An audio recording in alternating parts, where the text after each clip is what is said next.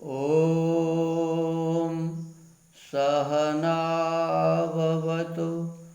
सहनो भुनक्तु सह वीर्यं करवावहै तेजस्विनावधीतमस्तु मा विद्विषावहै। ओम शांति शांति शांति। आदरणीय श्रोतागण, सादर नमस्ते। स्वाध्याय के क्रम में हम उपासना प्रकरण पर चर्चा कर रहे हैं और ऋषि का निर्देश है कि यदि हम उपासना करना चाहते हैं तो महर्षि पतंजलि जी के योग दर्शन के अनुसार ही हम उपासना करें। तो अभी हम योग दर्शन में समाधि पाद में चर्चा कर रहे हैं और समाधि पाद में आज का हमारा सूत्र है विराम प्रत्ययाभ्यास पूर्वः संस्कार शेषोऽन्यः। ये 18 नंबर सूत्र है समाधि पाद का, प्रथम जो पाद है।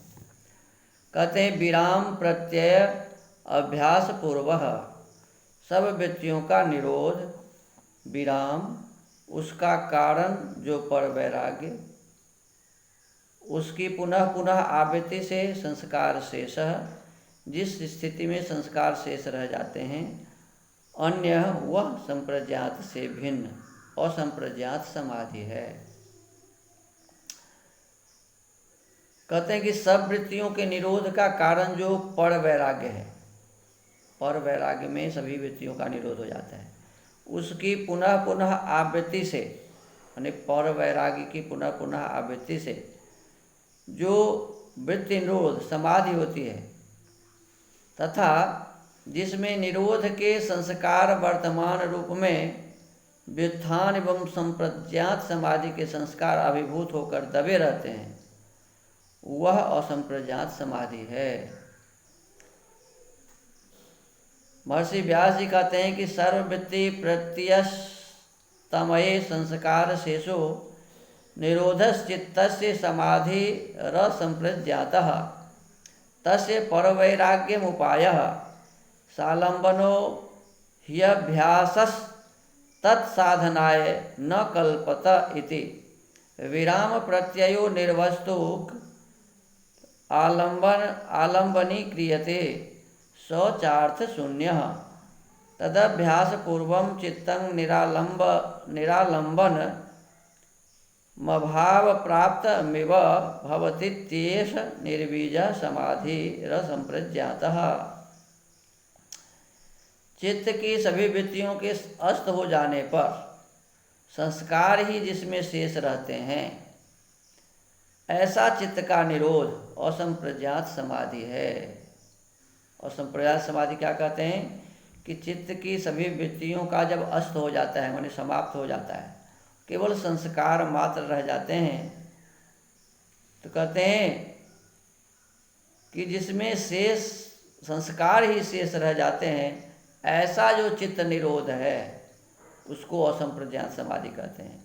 उस समाधि का उपाय पर वैराग्य है। सालंबन अभ्यास उसका साधन नहीं बन सकता। अपर वैराग्य संप्रज्ञात समाधि का साधन है और पर वैराग्य असंप्रज्ञात समाधि, माने संप्रज्ञात समाधि का अपर वैराग्य साधन है और असंप्रज्ञात समाधि का पर वैराग्य साधन है। सालंबन अभ्यास उसका साधन नहीं बन सकता।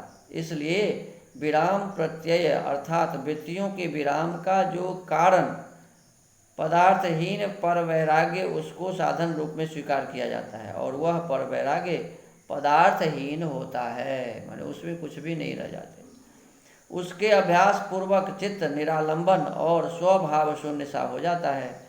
यह निर्बीज समाधि, इसको निर्बीज समाधि भी कहते हैं, असंप्रज्ञात समाधि कही जाती है। योग प्रकाश नामक ग्रंथ में स्वामी सत्यपति जी लिखते हैं, इस सूत्र में असंप्रज्ञात समाधि का वर्णन है। संप्रज्ञात समाधि की जो परिपक्वावस्था है उसको धर्मवेद समाधि कहते हैं। संप्रज्ञात समाधि का जो सबसे ऊपर वाला लेवल है, कहते परिपक्व अवस्था जो है उसको धर्मवेद समाधि कहते हैं। जब योगाभ्यासी धर्मवेद समाधि को प्राप्त कर लेता है और अपने स्वरूप को जान लेता है, तब उसको धर्मवेद समाधि से भी वैराग्य उत्पन्न हो जाता है। धर्मवेद समाधि का मतलब यह है कि वह संप्रज्ञात समाधि के वितर्कानुगत में पृथ्वी, जल, अग्नि, वायु, आकाश इन स्थूल भूतों को जानता है।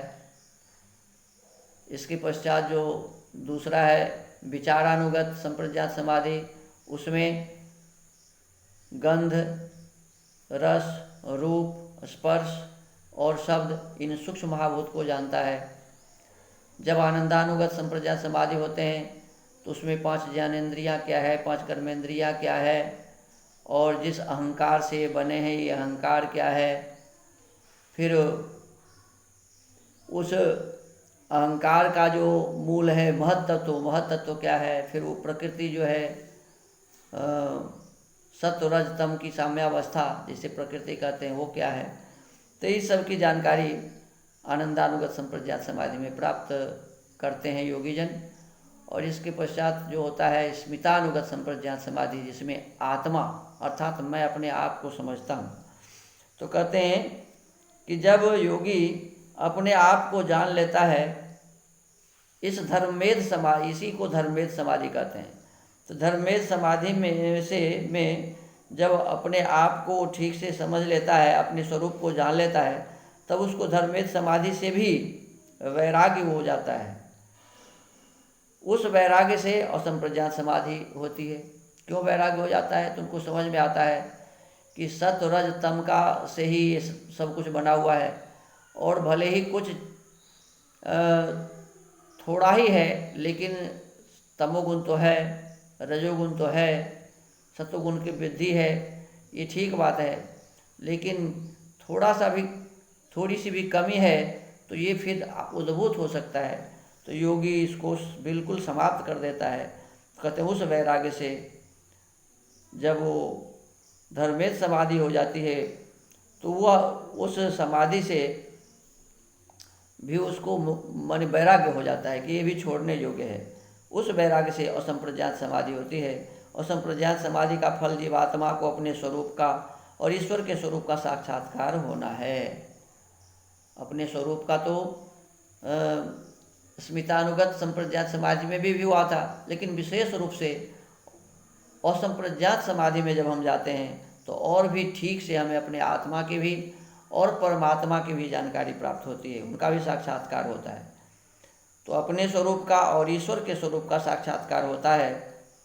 यद्यपि उत्कृष्ट संप्रज्ञात समाधि में भी जीवात्मा का साक्षात्कार होता है, परंतु वह उतना स्पष्ट नहीं होता है। कहा कि संप्रज्ञात समाधि में तो होता है, लेकिन विशेष रूप से स्पष्ट रूप से असंप्रज्ञात समाधि में होता है। कहते जितना असंप्रज्ञात समाधि में ईश्वर साक्षात्कार की अवस्था में होता है, उतना साक्षात्कार जीवात्मा का अपने आप का संप्रज्ञात में नहीं होता। चित्त की 5 अवस्थाएं हैं जिनका उल्लेख पूर्व योग सूत्र के एक व्यास भाष्य में कर दिया है। माने क्षिप्त, मूढ़, विक्षिप्त, एकाग्र और निरोध, ये जो 5 की अवस्था है, उनमें से यह असंप्रज्ञात समाधि 5वीं अवस्था है, अर्थात निरुद्धावस्था। पर वैराग्य का अभ्यास करते करते जब समस्त वृत्तियों का अवरोध हो जाता है और संस्कार शेष रह जाते हैं, तब असंप्रज्ञात समाधि होती है। संस्कार शेष क्या है? तो इसका उत्तर देते हैं कि जब समस्त वृत्तियाँ रुक जाती हैं, तब निरोध अवस्था के संस्कार वर्तमान रहते हैं। व्युत्थान तथा संप्रज्ञात समाधि के संस्कार दबे रहते हैं। जब असंप्रज्ञात समाधि भंग होती है, तब संप्रज्ञात समाधि के संस्कार अपना कार्य करने में उद्यत हो जाते हैं। जब संप्रज्ञात समाधि भंग हो जाती है तो उस स्थिति में व्युत्थान अर्थात सांसारिक वृत्तियों के संस्कार उभर आते जाते हैं। जब योगाभ्यासी असंप्रज्ञात समाधि को पुनः प्राप्त करना चाहता है, तब अभ्यास वैराग्य के द्वारा व्युत्थान संस्कारों को रोक देता है। उन संस्कारों के रुक जाने पर साधक पुनः असंप्रज्ञात समाधि को उपलब्ध कर लेता है। इससे सिद्ध है कि असंप्रज्ञात समाधि में निरुद्धावस्था के संस्कार वर्तमान रहते हैं। संस्कार तो रहते हैं लेकिन दबे हुए रहते हैं, और जब निरुद्धावस्था एक समय समाप्त हो जाती है, जब जैसे मान लीजिए मोक्ष का समय समाप्त हो गया, तो फिर वो पिछला जो संस्कार है वो फिर उद्बुद्ध होता है, और व्युत्थान तथा संप्रज्ञात समाधि के संस्कार दबे रहते हैं। इसी का नाम संस्कार शेष है, ऐसा जानना चाहिए। यहाँ यह बात ध्यान देने योग्य है कि असंप्रज्ञात समाधि की प्राप्ति होते ही जीवात्मा की मुक्ति नहीं होती। कहते हैं केवल असंप्रज्ञात समाधि की प्राप्ति हो गई तो सीधा जीवात्मा मुक्त नहीं होते, तत्पश्चात भी उसे मोक्ष प्राप्ति हेतु कुछ संस्कारों को पूर्ण रूप से दग्ध बीज करने के लिए पर्याप्त प्रयास करना पड़ता है। निरुद्धावस्था प्राप्त हो जाने के बाद भी, असंप्रज्ञात समाधि प्राप्त हो जाने के बाद भी उन्हें बहुत प्रयास करके अपने छोटे से छोटे जो कुछ संस्कार हैं उस सबको दूर करना होता है। असंप्रज्ञात समाधि की परिपक्वावस्था होने पर, जब उस असंप्रज्ञात समाधि परिपक्व हो जाते हैं, निरुद्धावस्था परिपक्व हो जाता है, तब योगी परिपक्वावस्था होने पर योगी ईश्वर, जीवात्मा और प्रकृति तीनों के स्वरूप को पृथक पृथक जानता है कि ईश्वर एक अलग सत्ता है, जीव मैं एक अलग सत्ता हूँ, और यह संसार हमारा ये शरीर जिससे बना है, प्रकृति आदि, तो इसकी अलग सत्ता है। तो ये तीनों का पृथक पृथक अलग अलग तीनों को जानता है, और व्यवहार काल में भी समाधि की स्थिति बनाए रखता है। तो जैसे व्यवहार काल में भी समाधि की अवस्था बनाए रखता है, इसी का नाम है विदेह। राजा जनक इस संसार को चलाते हुए भी, राजा बने हुए भी, राज्य करते हुए भी विदेह थे। क्यों? कि वो निरुद्धावस्था को प्राप्त कर गए थे, और संप्रज्ञात समाधि को प्राप्त कर लिया था उन्होंने, और सांसारिक व्यवहार के समय में भी वो अपने आप को उस परमपिता परमात्मा के पास ही रखते थे, उससे दूर कभी नहीं होते थे। तो ये है। तो कहते हैं कि जीवात मने स्वरूप को पृथक पृथक जानता है, और व्यवहार काल में भी समाधि की स्थिति बनाए रखता है।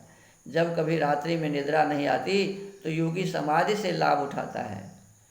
साधारण रोग की अवस्था में भी योगी समाधि के द्वारा ईश्वर के आनंद की प्राप्ति करता है, परंतु अति तीव्र रोग होने पर समाधि भंग हो जाती है।